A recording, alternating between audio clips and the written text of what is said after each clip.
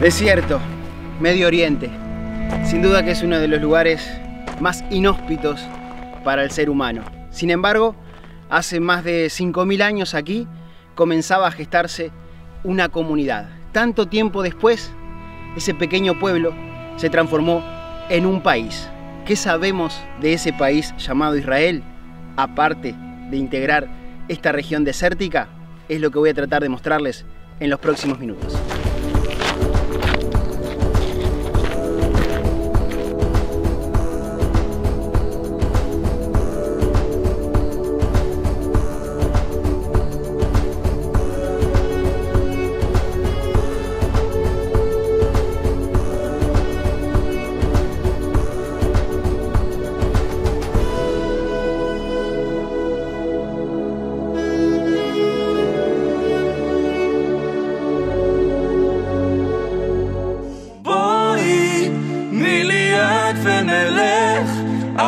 תשאלי אותי לאן, תשאלי אותי על אושר, אולי גם הוא יבוא, כשהוא יבוא ירד עלינו כמו גשם. בואי נתחבק ונלך, אל תשאלי אותי מתי, אל תשאלי אותי על בית. En un territorio de apenas 22.000 kilómetros cuadrados, de los cuales la mayor proporción son zonas de desierto inhabitable, viven 9 millones de personas.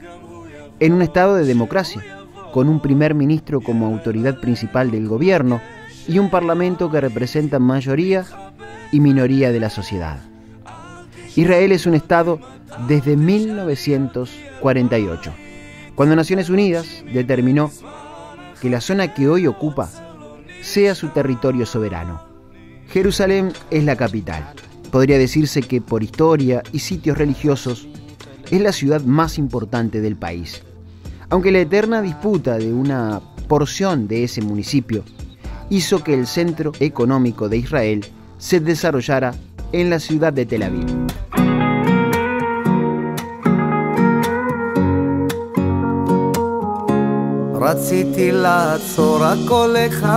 Lógicamente, la mayor parte de los habitantes del país son judíos, pero no son los únicos. En la actualidad, casi 2 millones de árabes son ciudadanos israelíes, a lo que se le suman los cristianos, drusos, armenios, entre otros, generando una diversidad cultural y religiosa como en pocas partes del mundo.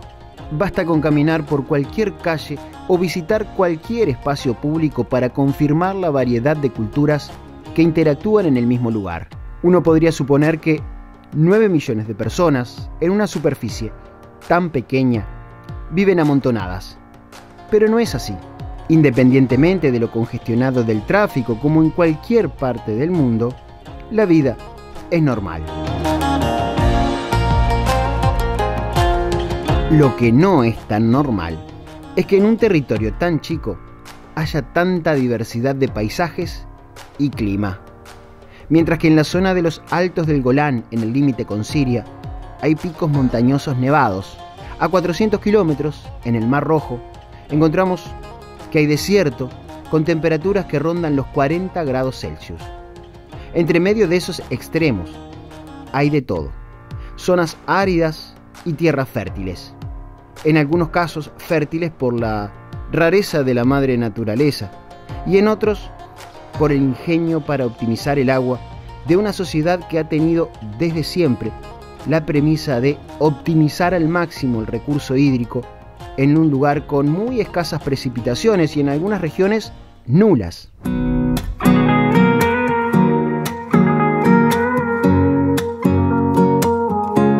רציתי לעצור הכל איך המרגעים אולי רק לטייל איתך קצת בין הצלילים. רציתי רק לשיר איתך כבר לא מאתמול, אז אם אנחנו יחד בוא נשכח מהכל. Quien no conoce este país puede pensar, como pensaba yo antes de venir, que los habitantes no se mezclan, que los judíos están por un lado y los árabes por otro, que un cristiano y un judío no se llevan bien y que cada uno solo puede estar en el espacio que le corresponde. La realidad es bien distinta y se puede apreciar en cosas sencillas, como por ejemplo la playa. Las costas sobre el Mediterráneo de Tel Aviv son un atractivo que disfrutan los turistas y los residentes locales, sin importar su creencia. Lo único llamativo para quienes no estamos acostumbrados es, por ejemplo, ver a las mujeres musulmanas ingresar al agua con sus vestidos largos y cubriendo su cabello. Eso sí, nada delimita el espacio. La playa pública recibe a todos por igual. Y créanme que es muy pintoresco estar entre esta mezcla de costumbres. עכשיו אפשר לשיר בשני קולות, לשנינו יש כאן את אותה מנגינה, לכתוב ביחד כמה רגשות, על עצב, על שמחה, על ים חלומות. Tel Aviv fue creciendo junto a la antigua ciudad de Jaffa, conocida también como Yafo. Poco tiempo después de la creación del Estado, a mediados del siglo XX, Tel Aviv anexó el municipio de Yafo, pasando a formar el mismo distrito. El puerto de Yafo es considerado uno de los más antiguos del mundo y, dada su ubicación estratégica, tuvo relevante importancia desde miles de años atrás. El lugar es mencionado en las escrituras sagradas, como la Torá o la Biblia, en referencia a que fue el puerto por donde pasaron los materiales para construir el templo del rey David.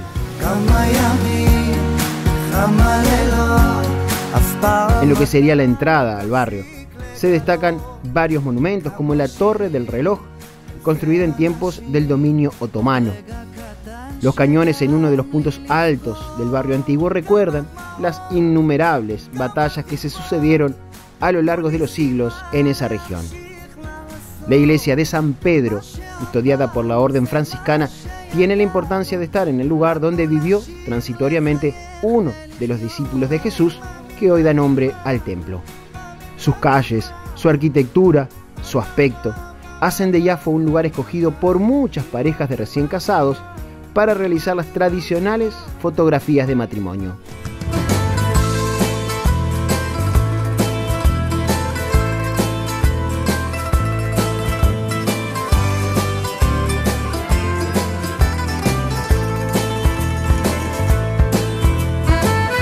Ya que estamos hablando de puertos, continuamos hacia la ciudad de Haifa, donde actualmente se encuentra el puerto más importante del país.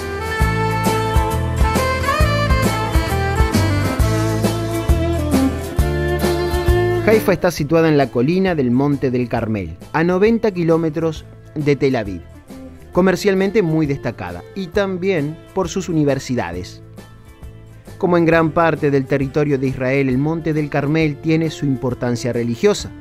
En lo alto de este monte se encuentra el monasterio Stella Maris, congregación católica que se originó en el siglo XVII con la creación del grupo de los carmelitas, justo en el lugar donde se establece que el profeta Elías, uno de los más importantes del Antiguo Testamento, vivió en una cueva. Esa cueva hoy se encuentra bajo el altar de la capilla, construida en el mismo sitio.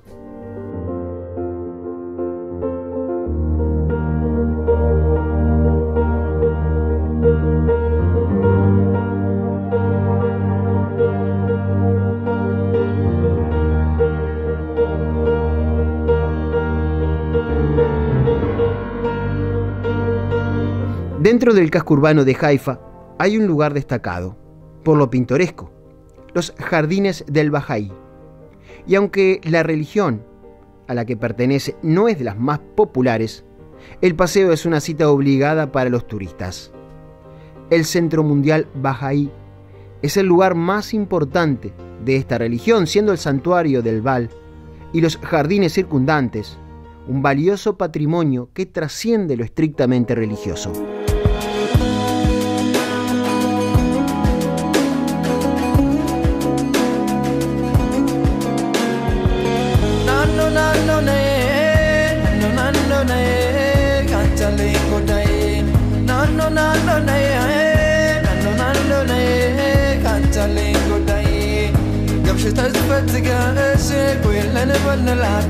La oferta gastronómica en Israel es variada. Igual siempre es interesante probar lo típico. En este caso, comida rápida que nos viene muy bien como para no perder tiempo. En ese sentido, el shawarma y el falafel son los dos productos muy consumidos por turistas y residentes. Ambos en pan de pita y con variados ingredientes. El shawarma es carne cortada en pequeños trozos y el falafel son pequeñas croquetas de garbanzo, acompañadas con hummus y otras variadas posibilidades. Bueno, y acá estamos comiendo la comida típica, es como el choripán, el falafel, como no podía ser de otra manera, sentados en la mitad de la calle, comiendo falafel, que son unas bolitas de garbanzo fritas con ensalada en una pita. ¿Cómo está eso, Edu? Muy bueno, la verdad que de las cosas típicas, de lo más rico. Esto es comida del Medio Oriente.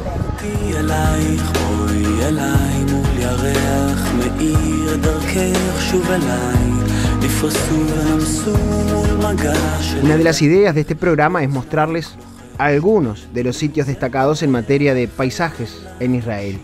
Y sin lugar a dudas, la región del Mar Muerto es una de las más sorprendentes.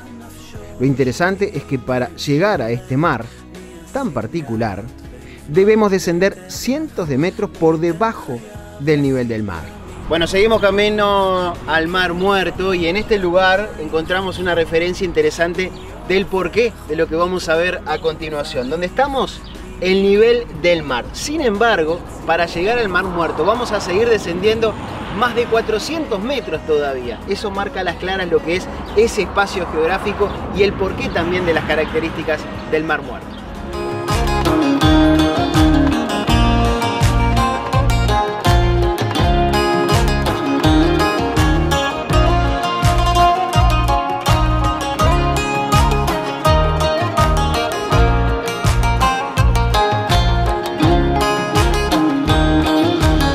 Había empezado a dudar si habría algo más que desierto en nuestro camino y de repente, de la nada, nos topamos con un pequeño grupo de hoteles rodeados de montañas y un mar de sal.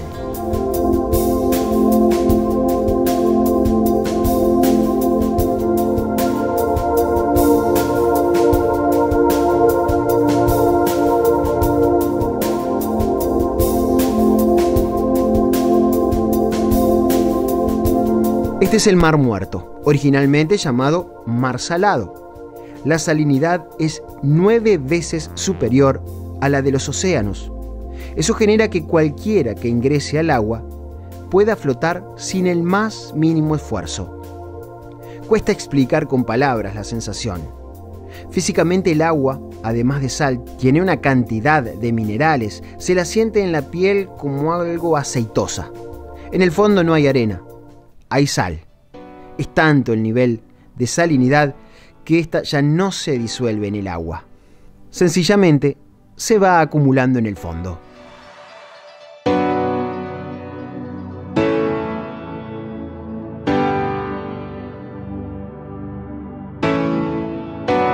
Este fenómeno es favorecido por el hecho de que el lago del Mar Muerto no tiene efluentes. El agua que ingresa desde el Jordán u otros cursos menores queda estancada en esa cuenca con todos sus minerales. No, la sensación literalmente es como si estuvieras caminando en el agua, vas flotando. Es impresionante, ¿no? Esa naturaleza que a veces se expresa en estas cosas tan sencillas y al mismo tiempo raras, diferentes, que en este caso, por ejemplo, se pueden disfrutar en el espacio de agua que está más por debajo del nivel del mar en todo el planeta.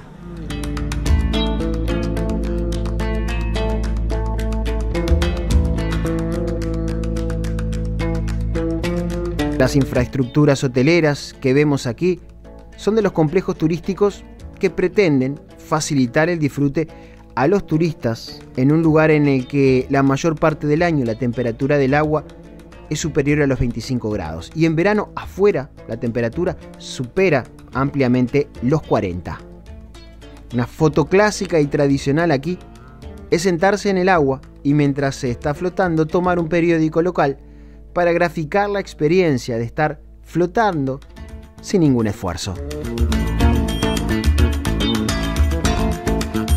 El Mar Muerto no solo proporciona sal, la que lógicamente es comercializada desde hace siglos, también genera otros minerales que son industrializados como el calcio, sodio, potasio, magnesio, entre otros. La existencia de estos minerales ha motivado la creación y desarrollo de grandes industrias en torno a este recurso tan particular de agua salada.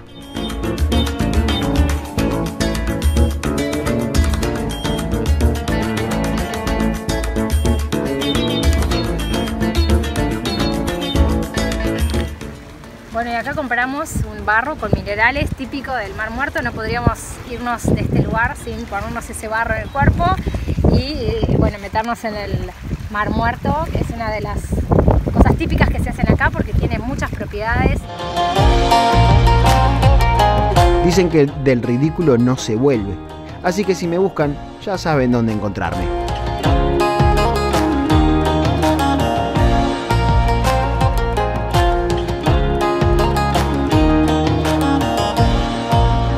Aprovechando nuestra estadía en esta zona, vamos a visitar un lugar natural muy conocido en Israel. Ustedes saben cuánto me gustan las caídas de agua. No necesito decirles que son mi debilidad. Por eso, cuando me enteré que en esta región desértica, con temperaturas superiores a los 40 grados, hay un manantial cuyas aguas caen por la ladera de una montaña, no pude evitar emocionarme y concretar una visita a la reserva en la que se encuentra este espacio.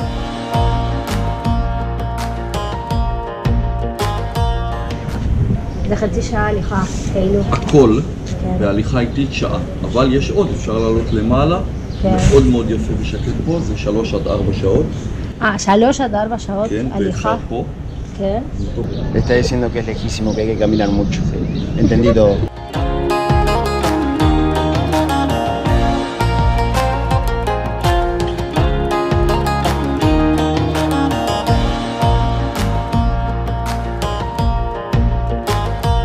Les recuerdo que estamos en una de las zonas más áridas y secas del planeta, donde predomina la roca y arena del desierto. Eso es lo que hace más raro todavía el sitio que les vamos a mostrar, que está compuesto por algunas caídas de agua y varias piscinas.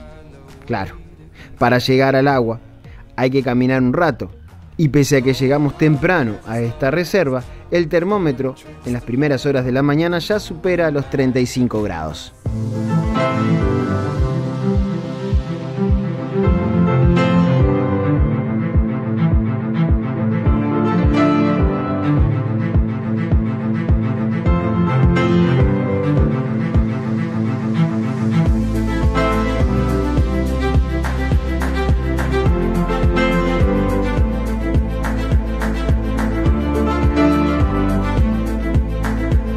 Un poco de calor pasamos, pero bien valió la pena la recompensa, que fue disfrutar de un verdadero oasis en el desierto. La caída de agua más importante lleva el nombre de David, y es un torrente permanente de agua pura que brota desde la montaña y desciende rumbo al Mar Muerto. Contemplar las caídas de agua es solo una parte del paseo. Lo verdaderamente placentero es darse un baño en las piscinas naturales que se forman entre las montañas.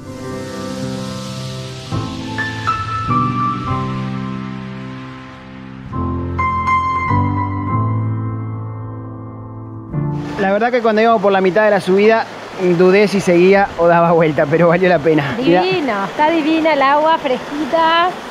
Después esta subida tremenda. La recompensa.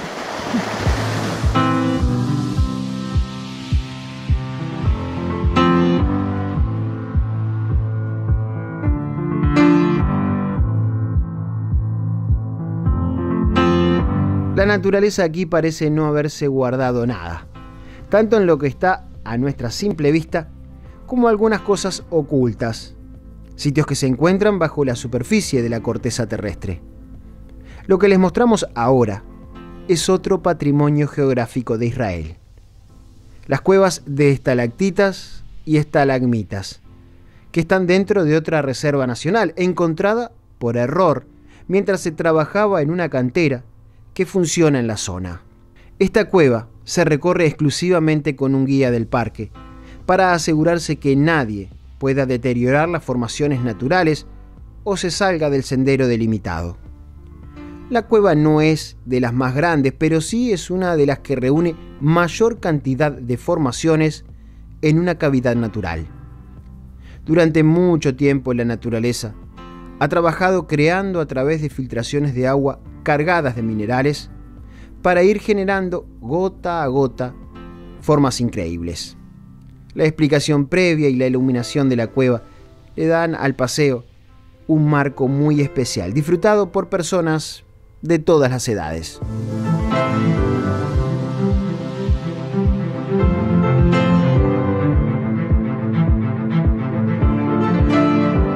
De regreso a la ciudad de Tel Aviv, pudimos comprobar lo complicado que es el tránsito en el centro, por la cantidad de vehículos, sobre todo en días y horarios en particular. Eso hace que pululen otro tipo de vehículos como monopatines, bicicletas eléctricas o hasta cosas más raras todavía.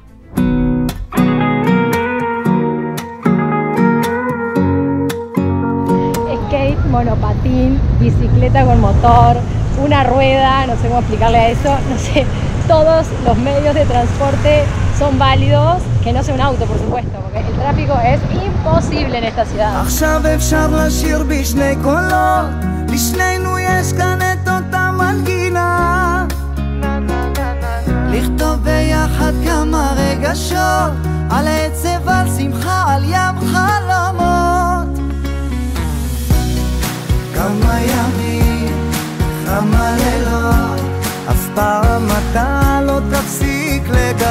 Muchos judíos se esfuerzan por mantener vigentes sus tradiciones, y si hay algo representativo de una cultura, son sus bailes folclóricos. Son muy populares aquí las reuniones semanales en clubes deportivos o espacios al aire libre para bailar danzas típicas. Para muchos, tradición, para otros una actividad social o ejercicio. Como sea, es muy pintoresco ver tantas personas bailando sincronizadamente, como si se tratara de una única compañía de baile.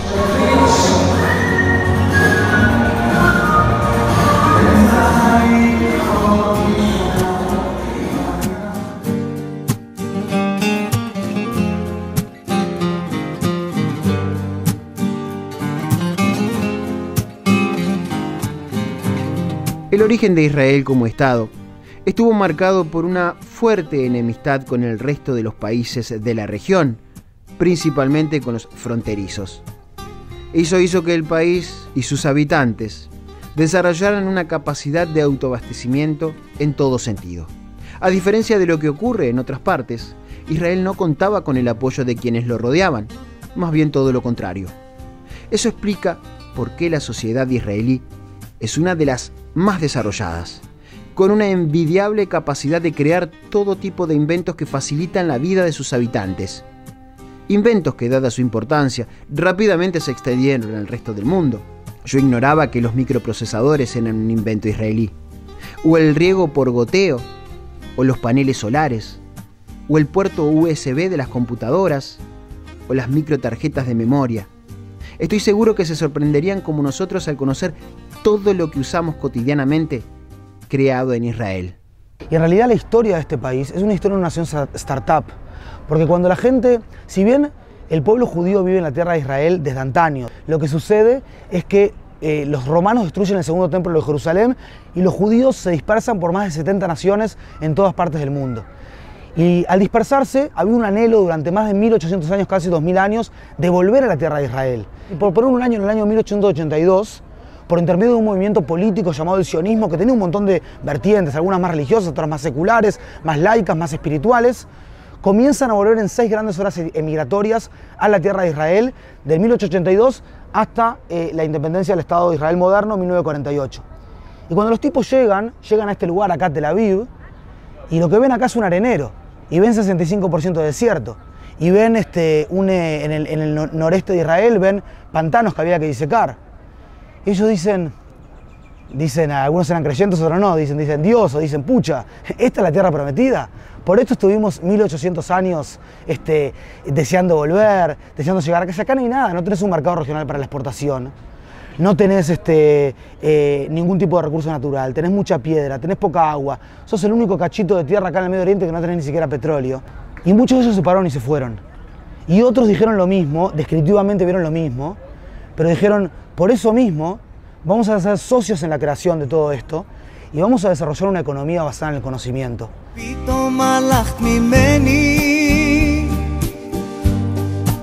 Como en cualquier país del mundo, el gobierno de turno de Israel tiene aciertos y errores. El tema es que en esta región hay situaciones muy delicadas que involucran personas con pensamientos radicales de un lado y del otro. Un grupo minoritario de israelíes intransigentes y un grupo minoritario de palestinos terroristas. En medio de esos extremos hay millones de personas que lo único que quieren es vivir en paz. Una paz que pareció cercana en la década del 90 con el trabajo de Isaac Rabin y Shimon Peres por Israel y Yasser Arafat por los palestinos. Lamentablemente el fundamentalismo violento prevaleció y terminó con Rabin asesinado y la muy confusa muerte de Arafat, habiendo quienes aseguran que el líder palestino murió envenenado.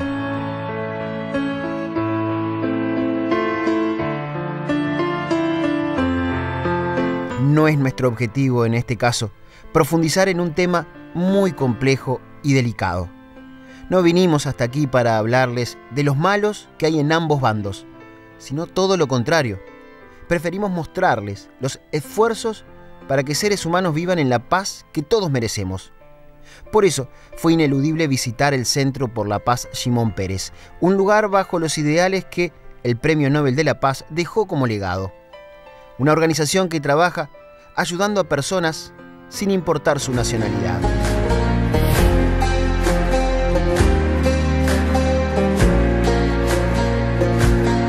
שנים כולם בורחים, שנים כולם חוזרים, עוטפים אחרי השמש, שבויים בתוך מעגלים, כולם מסובכים. Peres sabía que la única forma de alcanzar la paz algún día en Medio Oriente era apostando a las nuevas generaciones, a educar en valores, integrando a niños judíos, árabes, palestinos, demostrándoles que pueden ser un equipo, que pueden crecer juntos sin odio, sin rencores. La idea es siempre la misma: satisfacer una necesidad en el terreno, enfocarse en un problema y unir a las personas para hacer una diferencia real. Y usamos diferentes herramientas.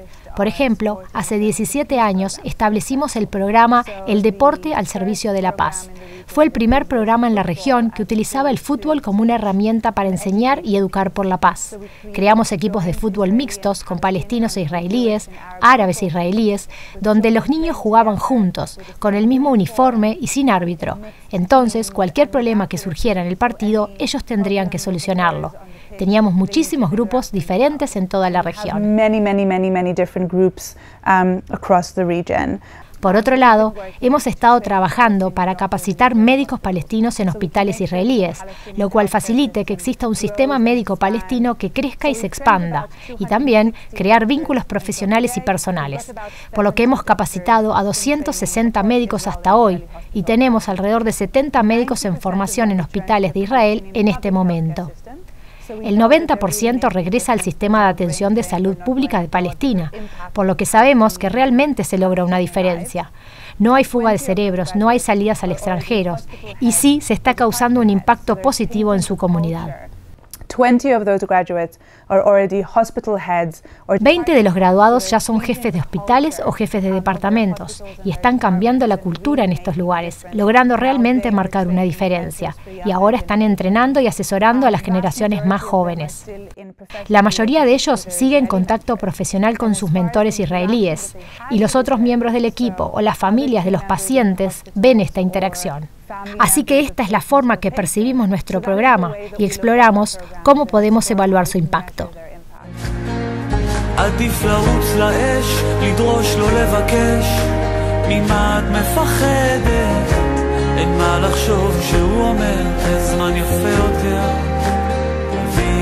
Además del trabajo social en infinidad de programas de integración, esa organización se dedica a promover la innovación del país, exponiendo permanentemente esos logros en materia de inventos que surgen en Israel, mostrando, por ejemplo, que desde nuevos sistemas de stent para intervenciones cardiovasculares, pasando por dispositivos que le permiten a una persona de baja visión recuperar la vista, o hasta el Waze como navegador para el tránsito, que son solo algunos de los que componen un inmenso abanico de creaciones.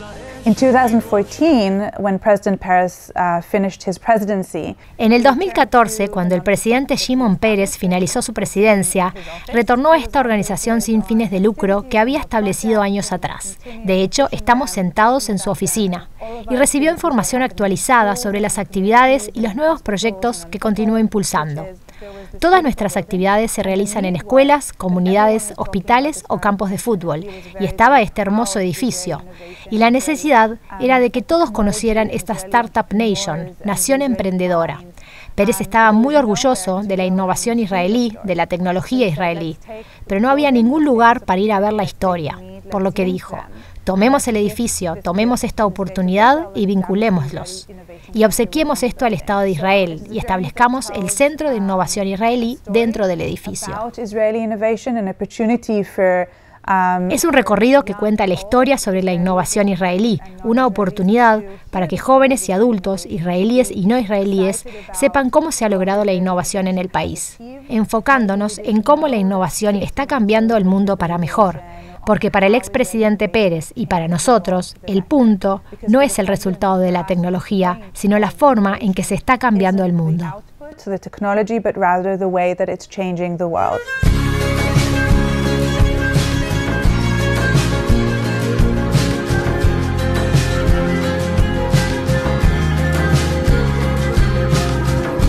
Si hablamos de innovación, tenemos que mostrarles otra gran empresa, no solo por su importancia comercial, sino más bien por lo que hace.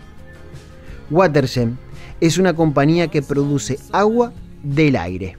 Así de simple, así de importante. Con un sistema que se asemeja al de un equipo de aire acondicionado, pero que filtra el agua de manera tan eficiente que la transforma en agua potable. Diferentes tamaños de equipos con una capacidad de producir desde pocos litros para una vivienda hasta miles y miles de litros para toda una comunidad. Para muchos de nosotros, tomar un vaso de agua es algo que ni razonamos. Simplemente cuando tenemos sed, abrimos una canilla o destapamos una botella y tomamos. Pero para millones de seres humanos en la actualidad, no es tan fácil. Watergem se inventó en Israel y fue adquirida por un filántropo que, además de desarrollar la actividad empresarial, usa las máquinas para generar agua donde no la hay. La visión de la empresa es poder llevar agua a todo lugar donde se necesite, para que hombres, mujeres y niños puedan disfrutar de agua potable. Es un derecho y queremos contribuir a eso. Y sí, hemos hecho muchísimo trabajo y muchísimas donaciones, y para poder seguir en esa línea también necesitamos la parte comercial, ¿no? Y combinar las dos para al final hacer bien al mundo y a los lugares que se necesitan.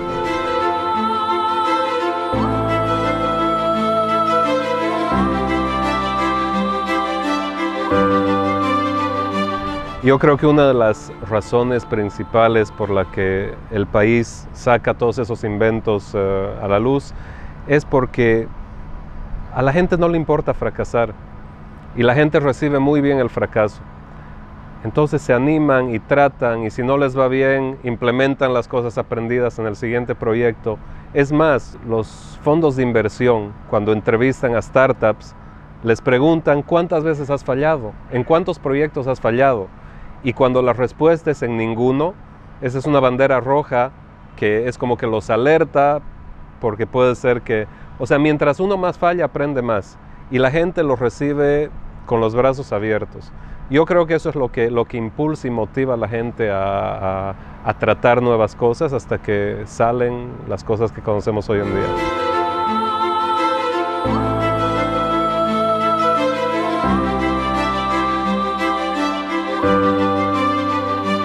Recorriendo este pequeño país, viendo su diversidad cultural y religiosa y apreciando cómo los habitantes comunes conviven unos con otros, siento que no todo está perdido. Quizás sea simplemente una expresión de fe, de deseo, pero pienso que quizás en un futuro no tan lejano, algunas heridas empiecen a cicatrizar y el odio vaya quedando de lado, dando paso a la tolerancia, al entendimiento. No será fácil, pero hay empresas, organizaciones y habitantes de diversas nacionalidades y creencias que hacen un invalorable aporte, como esta fábrica en la que palestinos, judíos, árabes y drusos trabajan juntos, intercambiando cargos y funciones. Aquí, por ejemplo, hay palestinos que tienen a su cargo empleados judíos, sin que eso represente ningún tipo de conflicto. SodaStream fue fundada por un judío sobreviviente del Holocausto, que no ha dejado de soñar con ver a las personas de diferentes culturas que habitan esa región, viviendo juntos y en paz. Si usted pensaba que entre palestinos y judíos solo hay odio, sepa que aquí, por ejemplo en esta fábrica, en pleno Israel, musulmanes y judíos compartieron una cena de Ramadán, una de las actividades más características del Islam. Una cosa es una política que puede ser polémica, cada uno según su posición, y otra cosa es la realidad de la vida diaria que no tiene nada que ver con esas palabras, con esos conceptos cuyo peligro es que se arraigan y también pueden crear acciones. El país de los judíos, mira cómo tratan, y ya se extiende y pasó en Uruguay. Antisemitismo en Uruguay a raíz de una presentación deformada, en mi opinión, y con mala intención, de la situación de lo que ocurría acá. No quiero decir en ningún momento, porque sé que no es así, los pajaritos vuelan, todos se aman, acá no hay ningún problema. No, claro que hay problemas. Hay tensión, hay mucha desconfianza, hay recelos, en parte cada uno tiene sus razones, pero la vida diaria, y no es cuestión de lo que yo diga, cualquiera que viene acá lo ve. ¿Cómo es posible? No era que se matan en cada esquina, no era que los judíos persiguen a los árabes, o sea, es tan distinta la realidad, sin entrar en política siquiera. Israel tiene 3.1 hijos por pareja en promedio. Es el país occidental que tiene más hijos por pareja. Y en ciencias sociales muchas veces la cantidad de hijos por parejas es una medida del optimismo, ¿verdad? O sea, la gente trae hijos al mundo porque piensa que el mundo va a ser un mundo mejor. Y desde el punto de vista también, digamos, si vos hablás económicamente, vos fijate que acá, en este paísito que es 1/6 del 1% del Medio Oriente, con 9 millones de personas, hace 30 años tenía solamente 5 millones de personas, vos tenés que se está intentando de encontrar una solución a los accidentes de tránsito, que es una de las principales causas de mortalidad del mundo. Se está intentando de encontrar una vacuna contra el cáncer en un instituto como el Instituto Weizmann para las Ciencias, que es un instituto que está bastante avanzado en encontrar una vacuna contra el cáncer, y es impresionante. Uno te imaginase con nuestro emprendimiento Conexión Israel la cantidad de ejecutivos altos de corporaciones, de empresarios que están llegando a Israel para ver qué es lo que está pasando acá.